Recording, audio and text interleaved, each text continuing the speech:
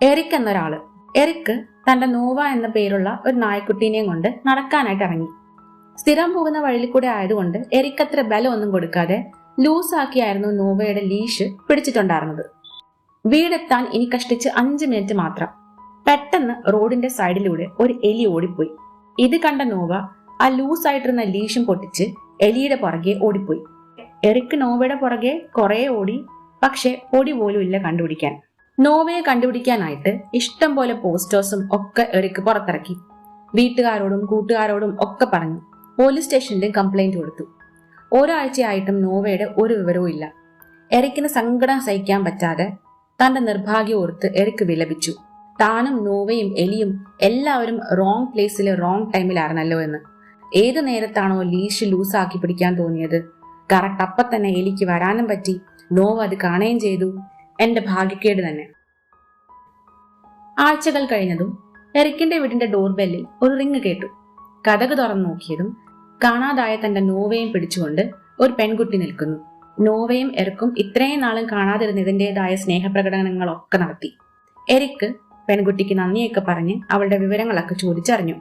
Vanessa എന്നാണ് പേര്, അടുത്ത് തന്നെയാണ് താമസമൊക്കെ പറഞ്ഞ് എറിക്കും വെനേസയും അന്നു തൊട്ട് നല്ല കൂട്ടുകാരായി. കൂടുതൽ ഇടപഴകി രണ്ടുപേരും ഇഷ്ടത്തിലായി. കല്യാണം കഴിക്കാൻ തീരുമാനിച്ചു. കല്യാണ തീയതിയൊക്കെ നിശ്ചയിച്ച് ഭയങ്കര സന്തോഷത്തോടെ ഇരിക്കുന്ന എറിക് ആലോചിക്കുകയാണ്, അന്ന് നോവ മിസ്സിംഗ് ആയത് എത്ര നന്നായി, എന്ത് ലക്കിയാണ്. കറക്റ്റ് പ്ലേസിൽ കറക്റ്റ് ടൈമിൽ വെനേസ് തന്നെ നോവയെ കണ്ടുപിടിക്കാനും അവള് തന്നെ വീട്ടിൽ കൊണ്ടുവരാനും തോന്നി. എനിക്ക് അവളെ കിട്ടുകയും ചെയ്തു. ഇതൊക്കെ ചിന്തിച്ച് തന്റെ ഭാഗ്യത്തെ ഓർത്ത് എറിക് സന്തോഷിച്ചു. അങ്ങനെ കല്യാണത്തിന്റെ ഒരുക്കങ്ങളൊക്കെ നടക്കുന്ന കൂട്ടത്തിലായിരുന്നു വെനേസയുടെ ബർത്ത്ഡേ. എറിക് വെനേസയ്ക്ക് ഒരു സമ്മാനവും വാങ്ങി വെനേസയെ കാണാൻ വേണ്ടി പോയി. കാറിലാണ് പോയത്. പോകുന്ന വഴിക്ക് ഒരു ട്രക്ക് വന്ന് എറിക്കിന്റെ വണ്ടി ഇടിക്കുന്നു. എറിക്കിന്റെ ബോധം പോകുന്നതിന് മുമ്പ് അവൻ ചിന്തിച്ചു, വീണ്ടും ഞാൻ റോങ് പ്ലേസ് അറ്റ് റോങ് ടൈമിലായല്ലോ എന്ന്. വെനേസയെ കാണാനിറങ്ങാനും ട്രക്ക് വന്നിരിക്കാനും ഒക്കെ നിർഭാഗ്യമായല്ലോ എന്നവൻ ഓർത്തു. ലാസ്റ്റ് അവന്റെ ബോധം പോയി. പിന്നീട് കണ്ണു തുറക്കുമ്പോൾ അവൻ ഹോസ്പിറ്റൽ ബെഡിൽ കിടക്കുകയാണ്. പെട്ടെന്ന് തന്നെ ഡോക്ടർ അടുത്ത് വന്ന് വിവരങ്ങളൊക്കെ ചോദിച്ചറിഞ്ഞിട്ട് പറഞ്ഞു, എനിക്കൊരു ഗുഡ് ന്യൂസും പറയാനുണ്ട്, ബാഡ് ന്യൂസും പറയാനുണ്ട്. Bad news is that scan ചെയ്തപ്പോൾ നിന്റെ ബ്രെയിനിൽ ഒരു ട്യൂമർ ഉള്ള കാര്യം അറിഞ്ഞു. ഗുഡ് ന്യൂസ് ഈസ് ദാറ്റ് നിന്റെ ബ്രെയിനിൽ ഒരു ട്യൂമർ ഉള്ള കാര്യം ഇപ്പൊ അറിഞ്ഞു. കൺഫ്യൂസ്ഡ് ആയിട്ട് തന്നെ നോക്കുന്ന എറിക്കിനോട് ഡോക്ടർ പറഞ്ഞു, ട്യൂമർ തുടക്ക സ്റ്റേജിലാണ് ഇരിക്കുന്നത്. ഇപ്പൊ സർജറി ചെയ്താൽ ഈസി ആയിട്ട് എടുത്തു കളഞ്ഞ് ഹെൽത്തി ആയിട്ട് നിനക്ക് ജീവിക്കാൻ പറ്റും.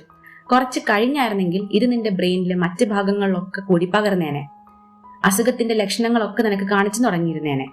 ഇപ്പൊ അറിഞ്ഞത് എന്തായാലും നന്നായി. എല്ലാം കേട്ട് കിളിപോയ എറിക് വീണ്ടും ചിന്തിച്ചു, ആക്സിഡന്റ് നടക്കുമ്പോൾ ഞാനപ്പോ റൈറ്റ് പ്ലേസിൽ റൈറ്റ് ടൈമിലായിരുന്നു.